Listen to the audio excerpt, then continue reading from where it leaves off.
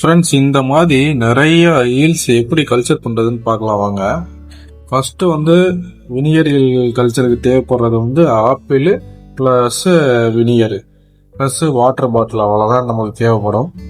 இப்போ தேவையான நான் ஒரு ஆப்பிள் கூட யூஸ் பண்ணலாம், ஏன்னா நான் 3 கல்ச்சர் போடுறதுனால ஒரு 2 ஆப்பிள் எடுத்து அதை இது பண்ணிடுவேன். கொஞ்சம் வேஸ்டான ஆப்பிளே சேர்த்து தான் எடுத்துருக்கேன்.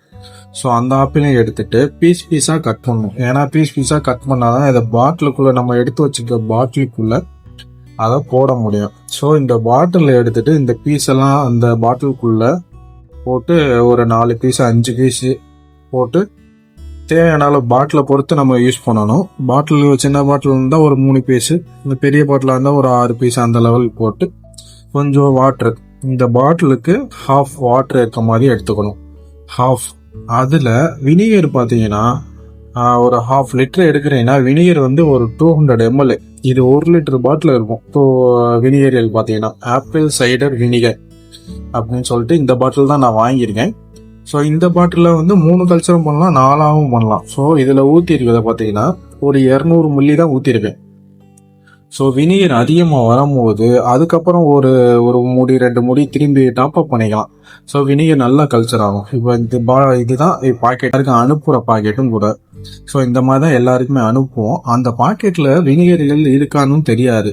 ஸோ சின்னதாக இருக்கும். ஸோ அந்த பாக்கெட்டில் உள்ளதை கொஞ்சம் கொஞ்சமாக இந்த 3 பாட்டிலையுமே சேர்த்து தான் வினிகர் கல்ச்சர் பண்ண போகிறோம். ஒரு 5 days மேலே தான் உங்களுக்கு அந்த கல்ச்சர் ஆகிறது உங்களுக்கு நல்லாவே தெரியும். அது நிறையா டெவலப் ஆகுது, இமீடியட்லாம் வராது. ஸோ அந்த ஆப்பிள் மெல்ட் ஆகி அந்த கல்ச்சர் ஈலாம் சாப்பிட்டு தான் அது உங்களுக்கு ஈஸியாக உருவாகும். ஸோ அதுக்கு ஒரு 5 daysனாச்சும் தேவைப்படும்.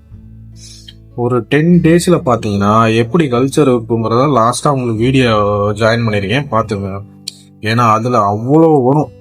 ஸோ இதை உள்ளே போயிடாமல் இருக்க ஒரு காட்டன் கிளாத்தில் மூடி வைக்கணும். ஏர் உள்ளே போகிற மாதிரி தான் இருக்கணும். ஃபுல் லாக்கில் இருக்கக்கூடாது. ஃபுல் லாக்கில் இருக்கவே கூடாது. ஏர் போகிற மாதிரி பண்ணியிருக்கேன். இப்போ பார்த்தீங்கன்னா கல்ச்சர் ரெடியாக இருப்பாருங்க. 10 daysல ஃபுல்லாக க்ளவுடியாக இருக்கும் பாருங்க. அது ஃபுல்லாமே ஈல்ஸ் தான். இந்த மாதிரி உங்களுக்கு வரணும்னா ஒரு 10 days இந்த ஃப்ரைஸ்க்கு யூஸ் பண்ணலாம் சூப்பராக.